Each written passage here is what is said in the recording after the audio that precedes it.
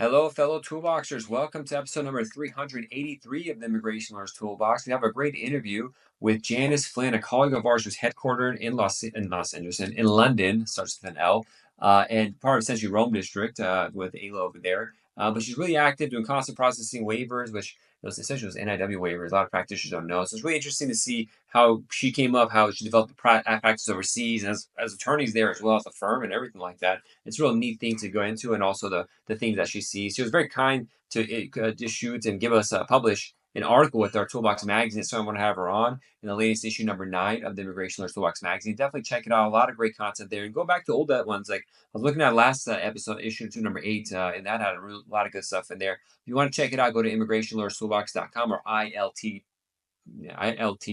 Yeah, that's it. ILT.com. You click on the magazine link, and you can check out the previous issues, new issues, and we're prepping a new one right there. As always, we're collecting articles, so that's really important. I do want to reference last podcast. I wanted to mention colleague James Hollis, Hollis. He has a consular update newsletter that's really cool. What's the consular stuff? I wanted to mention last time, I forgot, but I'll mention it now. Just as a shout out, if you go to the URL website, it's called factpattern.io. And then if you want to go to the newsletter page, it's factpattern.io/consular-update, or just go to factpattern.io because I want you to check it out. He's got really cool stuff there. He's actually doing something I've wanted to do for 10 years now, the Toolbox, which is get all the contact information for each embassy and have it there with the consular officer, which email address, phone number, who's in charge, and info and data, stuff like that. I was never able to pull it off. It takes a lot of work, but he did. I think it's a subscription service he has. Not like a sponsor or anything, but it was neat that he did that. So I wanted to mention it. But get the newsletter. Talks about visa bulletins, all this kind of stuff. It's a good connect to have. So I want to give a shout out to him. He just started working with Fiona Magazine, that interview we just did. So that's how his name came up, and I mentioned that previous interview. So thank you to him for doing this work. Anything practitioners do to make the practice better, because immigration law is hard, and so the team you have that can help you with stuff, it's always going to be a very helpful thing. I also want to, thank our sponsor for this episode and the magazine that came out. They're going to be at the ALA conference. I forgot to mention last episode they're going to be at the ALA conference as well, but I've mentioned it 50 times, but I really want to see us so I can mention it. But, if policy whiplash and mounting caseloads are draining the joy from your practice, you're not alone. You became a lawyer to help people build a new life, not to drown in paperwork and rework cases amid a shifting political wind. That's why the experts at eImmigration by CRNA created the Certainty Factor, a free guide showing how personal built AI tools can create stability in your practice without sacrificing the human touch. Featuring insights from top innovators in immigration law, we're sharing ways to implement AI so you can be strategic advocate. A strategic advocate is so important because AI is like it confuses all the stuff you can do. What can you do? Well, they did the thinking for you and just telling you. Download the Certainty Factor today. Go to get.eimmigration.com. Check out the website. You'll find links to downloading it. Again, that's get.eimmigration.com, and put the heart back in your practice. So thank you them for so much. They're going to be at the ALA conference. Definitely stop at their booth, talk with them, get to know them. I think leadership's going to be there, and they're really good people. I've talked with them many times, and it's good to see a family-owned company like that. Father son even. It's cool. That's a dream of mine if I can get that going. Be a lot of years before that happens, but hopefully sooner rather than later. So going to be at the conference. We have our marriage green card guide, marriage immigration course. I have a marriage green card guide for my law firm, so I used to saying that on my advertisements that I say stuff. But Ultimate Marriage Green Card course, you've heard about it. If you're going to be practicing immigration law, any kind of immigration law, you got to get it because you're going to inadmissibility, consular processing, which a lot of lawyers don't know about. And the big news is we're going to have the EB-1A course. So just sneak peek that so you know it. Having said all that, none of the information provided here is intended as individual legal guidance. Please consult an immigration attorney about your case, but you know that already. All right, let's get the show started. Hi, Janice. Thank you so much for coming on the show. Hi, good to meet you. Good to see you. Same here. So let's get into your background a little bit. Can you tell us more how you got into immigration law and where your practice is? I started out back in Chicago, where I'm originally from, working for a U.S. visa nationality firm there, U.S. immigration firm, way back when after I graduated university as a paralegal and then went to law school. But before I graduated from university, I studied in the UK for a year and knew I always wanted to come back. And so that's how I ended up in London. But I fell in love with U.S. immigration law. And even though I kept my options open before I went to law school, I knew I ended up keep doing immigration law. So. What kind of cases were you handling when you were a paralegal? I started out, it was almost like I was in a factory doing sort of reduction, or if you remember the old labor certification, doing the advertising, Yeah. and then there was the reduction and recruitment, and then you need step by step, you learn H-1B, L-1, different kinds of things. And then I moved to a different firm and started doing bits of whatever they needed me to do with all kinds of non-immigrant visa categories. Yeah. And then I think the firm I was with while I was in law school, they said, "Oh, you're really good at the consular processing part." So I did that in addition to everything else. I think it was because I got a 212(d)(3)A waiver approved somehow. But yeah, so that's how it kind of it builds and builds your experience. Yeah. But yeah, starting with the old-fashioned labor certification with the state SWA that they call, all the way up to now where you kind of do a bit of everything. Wonderful. So, I mean, I guess you post on consular processing, USCIS stuff, not removal or asylum. Right. Is that Yeah. correct? So it's always been corporate or family based Mm-hmm. immigration. And so I think I helped a bit. There was this one firm I worked at, they did some asylum, but yeah, I've stayed away from deportation Yeah. and that kind of work. That's not what I'm really good at. But then also, like, I've been over here in London for 20 years, and of course I'm not going to do any kind of deportation or Yeah, it doesn't asylum. make sense. Yeah. Yeah. Well, Yeah. probably I'm guessing like less than 5% of the immigration bar is then a D3 waiver. So that's almost Oh, an okay. EB1A specialty right there. The few because no one does D3 waivers Right. everywhere. We all hear about it, but we don't see it. But I Yeah. guess when you have like a Rome district kind of practice, you're gonna have to learn that stuff and have to deal with it. Hmm. Um, do you deal with the other embassies? Is London the primary one? Because there's a lot of business going through London, or do you? Is more than that?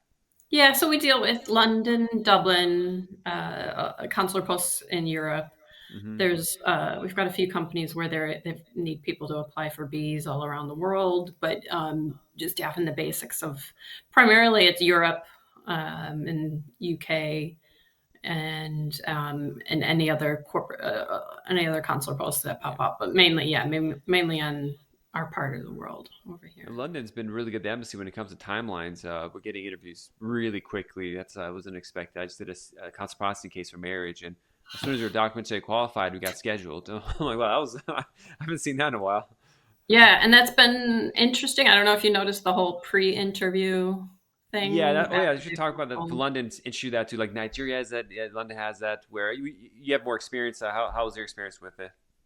Well, that was something that just came up like as we weren't told it was going to happen. Sometimes the embassy will let us know Yeah, what's going on, but we just were helping with immigrant. I've been helping with immigrant visas all along, and then all of a sudden, the client said, "Oh, I've received this," or we see this, we get this email from the yeah, embassy, and then it's trying to deal with that. But it's I I have to agree. I do look kind of, the process seems to be working once we could figure out what it is they wanted and that they wanted to do have the medical exam and then that pre-interview yeah. on the same day and everything. And hopefully it's going to work better for them. But I mean, I was surprised. I mean, they really cleared their backlogs after the pandemic, and so it must have been working. But I think it just depends on what each team within the consular post wants to do. Yeah. But I've heard that that's going to be something that's going to play out globally. Yeah, it cut out a little bit. Yeah, you said it hurt. It's gonna be something that what? That'll be released or that'll start to be a process Yeah. globally. Yeah. Yeah, it's a love hate because like for Nigeria where I saw it first start, some people have to drive like 10 hours to go. Like it's a big country, so if they got to go twice, and like it just makes it harder than trying to like Yeah. go to the medical, maybe spend 2 days there, and then do the interview. They have to go and come back, go and come back. So it's cause a Yeah. cost, but if it helps speed this situation up, then because If it London had some works, bad delays. Yeah. I can't believe that. Well, I hadn't heard that it that was something that was put into place in Nigeria. But I heard Ciudad Juarez, but Yeah, yeah, they've I mean had it for a while. that's Yeah. even a bigger deal in I guess Nigeria because in the UK, if somebody's up in Scotland, that's a long way to come for a medical Hmm. exam. And but I mean normally the way it works and how it's been kind of all along is that you always would have to have the medical. Yeah, that was a couple It's of you'd have days to have since it it's like yeah. 10 days before, so Yeah. that seemed to be the case. Well, at the end of the day, with these delays, if somebody just gets it done faster, it is what it is. Hopefully, it smooths Yeah. it out. If they approve So it, yeah. yeah. So Thanks. what kind of how does your practice look? Are you a solo practice? Or are you with other people? How does that look? I've got two senior associates that are working with me, and then we've got about three or four other sort of Hmm. paralegals. We're also hiring in the process of hiring, and then we also have a sort of an admin person who's deals with all our admin and things like that. So yeah, Is so the we've team yeah remote or is it in office? we are well. We've got an office in central London with enough room for all of us. We do this kind of hybrid process where Hmm. you have to have at least 2 days in the office, and um, we have one team day on Wednesdays, so which seems to be working well for all of us. How do you find U.S. immigration, U.S. lawyers to fill in staff overseas? How hard is that? Yeah, yeah, it's hard. It's hard, and luckily I have a really good team, and I've got the two senior associates. They've come over here, and they knew they wanted to be here. And one we sponsored for her visa and what the equivalent of the UK permanent residency. And Oh, neat. yeah, but it's always a struggle. I don't know how it is in the States, but just to find somebody with experience. So it kind of really focuses your thoughts to kind of I've got somebody who's been with me I think since 7 years, so 2008 or something like that. And but a lot of times, like we've got two people that are they've finished their degree and then they've been here for a year and a half, 2 years, one's gonna start a program to study as a lawyer and things like that. And one's got to go back to the States. So Yeah. in terms of our assistance, it's yeah, we want I'd want everybody to keep working forever, but they have to prioritize things, which is fine by me. But it is hard. Everyone I talk with that has a firm is a huge demand for a 2 or 3 year experience attorney, especially in the business immigration space. So it's Yeah. it's needed right now. Yeah, yeah. So I'm grateful for the team that we've got. They're really great, and yeah, Yeah. So you're very kind to write an article for the magazine about misrepresentation. It's a bane of my existence. If luckily we kind of get it, that I don't have to deal with it too much. But if you might have to do waivers, but then there's like how to even avoid in the first place, especially if the embassy makes a mistake. Is that something you've seen where you're able to communicate it correctly without having to do a waiver? Just let them know it wasn't misrepresentation. yeah. It's happened twice where the big thing you have to realize is that once a government official makes the finding of misrepresentation, it can be difficult to overcome Mm-hmm. unless you can kind of argue that it shouldn't have been made. And so I think it's been twice now in the 20 years I've been over here where we went to the consular post and said, that is an incorrect finding. Yeah. Can you explain it, or can you it need and we've been successful with getting it where they come back and say it was a mistake, a misunderstanding. The first one I remember, they said it was just a big misunderstanding.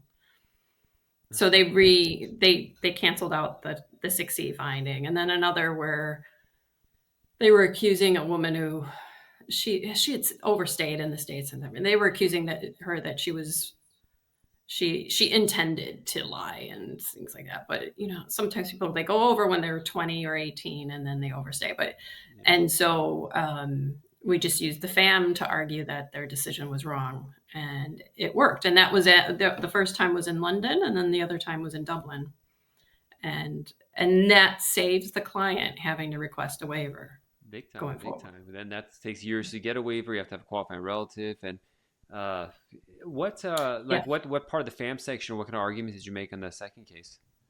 On the second case, in the article we talked about in the requirements for making, I don't have the FAM site right in front of me, Sure. but I do know that in that requirement it has it unless it was changed in the last few days, but what the Department of State is doing, but it does require that the consular make a 6C finding based on actual evidence or information that arises during the interview. And for this client, I got from her a transcript, or we went through the questions that she was asked and what happened. And it was from the get-go that the consular officer was saying, you lied, you lied, you lied. But there was no questioning to get to that point, you know, and the FAM also indicates the seriousness of making this kind of finding. Mm-hmm. And so on that basis, wrote to the embassy and it reminded them of the permanent nature of this finding. And in reality, she just wanted to go visit her in-laws. And I think at this point she was just kind of thinking, but that's in essence what we argued for them to say, to remind the consular officer what their obligations were. We even I sent them the transcript of what the question and answer was. And I was pretty sure that's what was said. And this was for a non-immigrant visa. It wasn't for a permanent residency, but we have to assume that the consular officers made notes and put it in the matter. And I just wanted to make sure that the consular officer, the U.S. Embassy in Dublin, was aware that this kind of finding was made without what was required by the FAM. That there has to be some kind of inkling, some fact that would lead them to question whether this person had committed misrepresentation. The whole issue was surrounded around when she first entered the U.S. under the visa waiver program. And that wasn't discussed during the interview. And so that was the hook that I made the request for the finding to be made, or the finding to be reviewed. Yeah, and speaking of the FAM, you do reference the so-called 90-day rule in the article, and the Foreign Affairs Manual. It seems like day they tweak the wording of the 90-day rule. It's always that pink or whatever italicized language. They add a word here, add a take word there, and how it's in it. It says if you take some sort of action that's inconsistent with intent within the quick time in the beginning. But it's weird. I had a consultation a couple months back with a mom of a U.S. citizen who got a tourist visa to visit. And then when she came here, the daughter was like, no, I want you to stay. So the daughter filed adjustment status immediately for her. But the mom, after 3 months, is like, I don't want to stay here. So she left. And then the mom wanted to come visit again. And she did a tourist visa interview. And she told all this stuff. And they approved it, no misrep. And I was like, what? If you told me you won the lottery, I would have believed it more than filing adjustment a week after coming in. And then abandoning it, and then going to get a tourist visa interview. You just never know what you're going to get with the embassy. But I was really surprised about that one. That's interesting. So her daughter had filed an adjustment, and then, yeah. Well, maybe you prepped the mother really well. I don't know. Did you? No, they did it. They came to me after because once the mom came again, the daughter contacted me. He's like, I want to file for adjustment again. I was like, wow. And the mom. They filed, and the mom left again. She's like, I don't want to get a green card. But the daughter is trying to force her mom to get a green card to have more, because she's from a Middle Eastern country that gets travel bans. So they get the green card, so you could essentially have a tourist visa. The mom was like, I don't want to be here. So, and then the daughter contacted me again a couple weeks ago, saying, I want to get another tourist visa. I'm like, you're really pushing it. Two times adjustment. They're going to get it. But it kind of shows the mom doesn't have the intent. The daughter is doing it. So technically, it's not the applicant's immigrant intent. Yeah. And if her daughter's an American, hopefully, well, who knows these days with the travel bans. If her daughter's an American, hopefully that could help her if she needed a visit and with just the non-immigrant visa. But yeah, I think I would have told you, she's not going to be granted that visa. That's the standard line. 99% of the time that would be the case. I was just shocked. I told her, I'm like, if you told me you won $1 billion in the lottery, I would have believed that more than the consular. And one of the toughest Middle Eastern embassies would just be like, yeah, that's all good. Yeah. You never know what you're going to get with the consular processing or just immigration in general. Yeah. And especially at the consular post, because so much is done. Well, it's kind of those are the two areas that I find so fascinating. There's either the interview for the visa application, but also CBP when you enter, how fact-based it is. That's the second scary part. Yeah. What are they going to pull out? And that's in all the news, the CBP. I think a lot of the CBP stuff that there's in the news right now, it's always been happening. It kind of gets reported on, because I've always seen pretty nasty stuff happen. And a lot of times, once you hear the whole story, you're like, well, yeah, they did misrep, or they were going to work. Of course, they're going to not let them in. But it's just harsh. The whole process when CP doesn't let you in, it's like, just as a person, it's uncomfortable. They detain you and send you back, and it's a scary, scary situation. Yeah, and so I'm on the liaison committee for CBP, and we went to see him in April, and they said similar things, and it's kind of things what I thought too is that these kind of issues have been happening all along, where you get people who maybe were questioned longer. I think one of the biggest changes is that if anybody has any kind of prior arrests or Yeah. cautions, or somebody was saying that somebody had a speeding ticket and they were held in detention. But what I think the key factor that everybody needs to know is that CBP want to see the record, the police record for whatever happened. And so I'm telling everybody travel with that so you don't have to, because they will hold on to people. They will no longer put people into, I think it's deferred inspection, and say, come back later and we'll get it sorted if it seems like not a big deal. If there's anything that somebody should just carry with them evidence of what it was so that they're not detained. I mean, that it's sort of like we're trying to limit the chances that someone's going to be detained. And I also got like related to like 6C findings and things like that. I don't know if you saw, but I'm trying to get confirmation from CBP or see what's going on. But like the ESTA form, it has a series of questions, and that's another trap that people can get caught into. And for the longest time, if you remember that old green card that people would, not the green card, but the card that people had on the plane, and they'd check, and it always, I think one of the questions, have you ever been arrested or convicted of a crime involving moral turpitude? And who knows, I'm glad I could say it at that point, but sometimes I can't even say it. But no one ever would know, so they would just check no when they're on the plane. And then fast forward to 2009 when we got the ESTA, and then it has a question about, I think it had the same question, and then it changed it to some CBP and its wisdom changed it to like, have you been arrested or convicted of a crime to cause major property damage or harm to another person or something? I was hearing from somebody that they were completing their ESTA form and they've changed it to be very broad. CBP has changed the question to, have you ever been arrested or convicted of a crime? And you have to put yes or no. You have to answer yes or no. And if you answer yes, it stops you from immediately filling you're out denied that. ESTA, yeah. Or you can, I don't even know if you're denied us or you just can't fill it out. We don't know yet but that's something that was developing this morning. But it may be very frustrating to a lot of people, but it also will help a lot of people who would just who weren't sure. The old question is like what's major property damage? Yeah, I mean, major harm people. But if you check yes to that, then hopefully it wouldn't lead to, and somebody wasn't quite sure, or if the foreign conviction is somehow translated to the American type criminal system to a different kind of thing, it wouldn't result in like a future finding that you've committed misrepresentation. Yeah.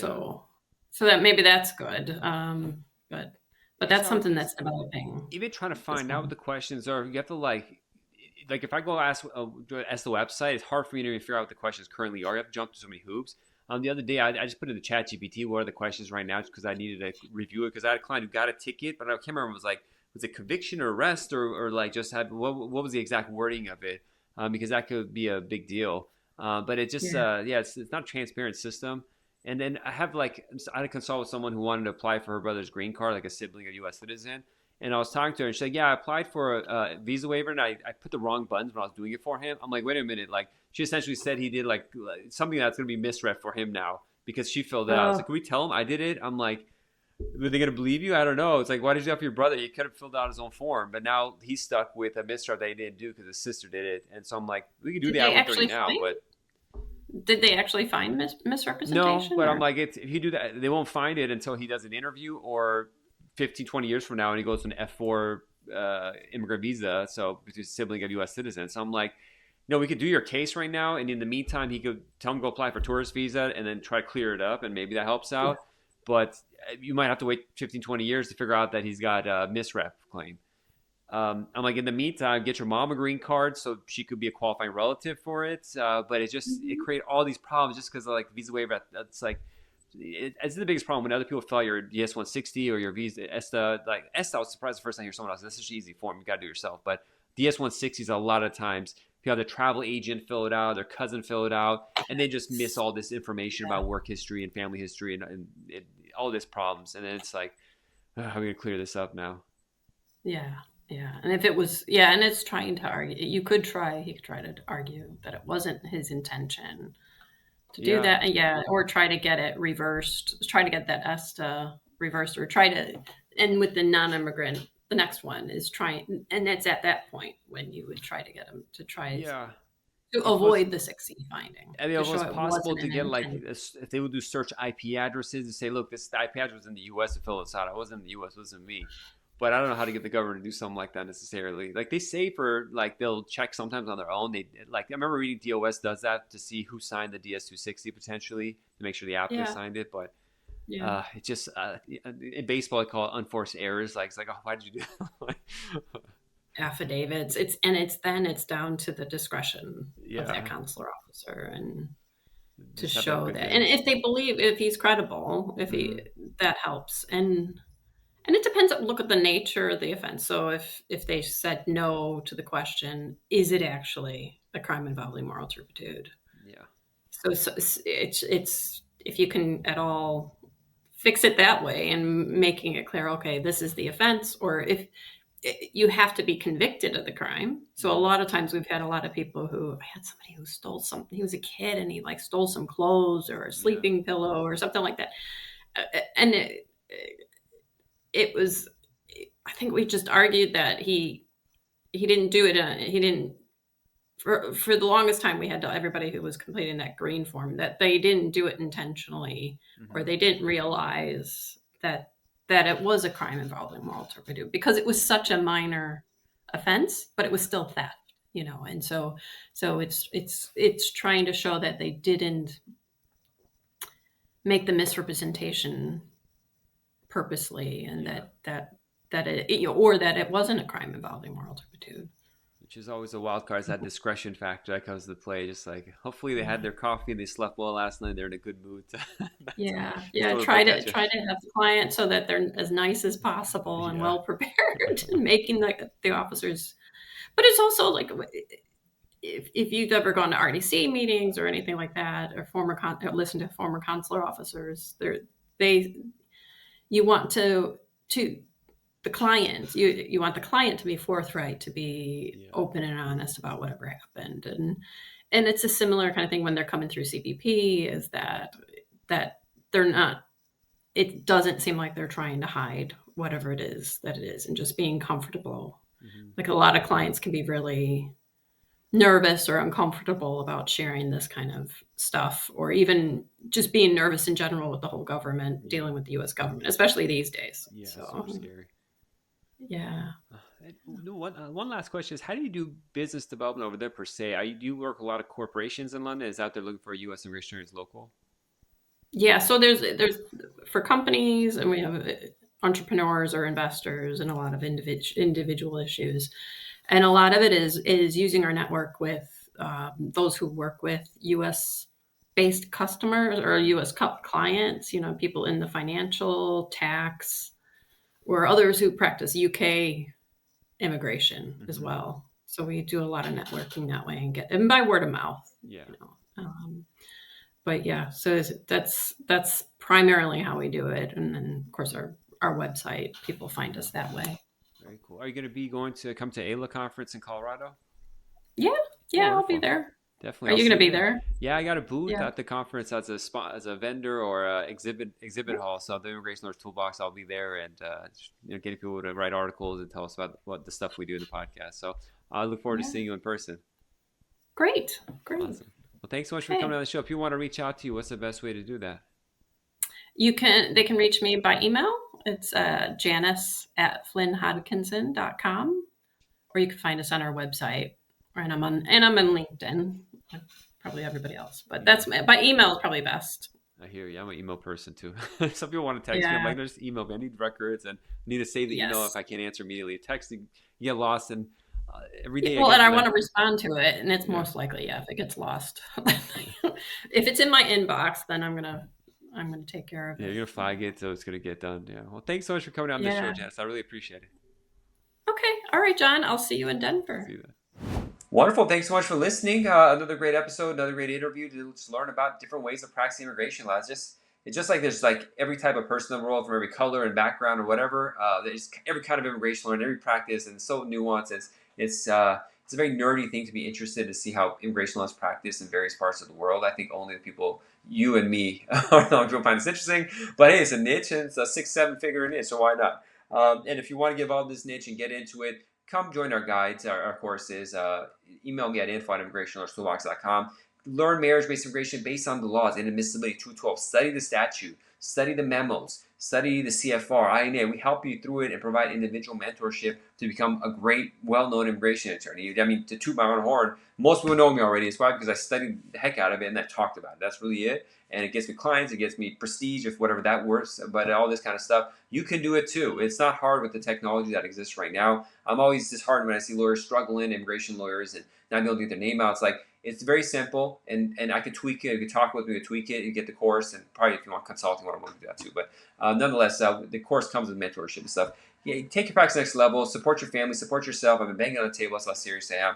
Take the next step. This 4 years is gonna be crazy. At least financially and mentally, you want to be prepared to do great work. The rest of it, put that in God's hand. But do what you can to be a success, and I can lead you there. That's it. So if you want to do it, email me info@immigrationlawyers.com. Get your life started today. Until next one, have a good one.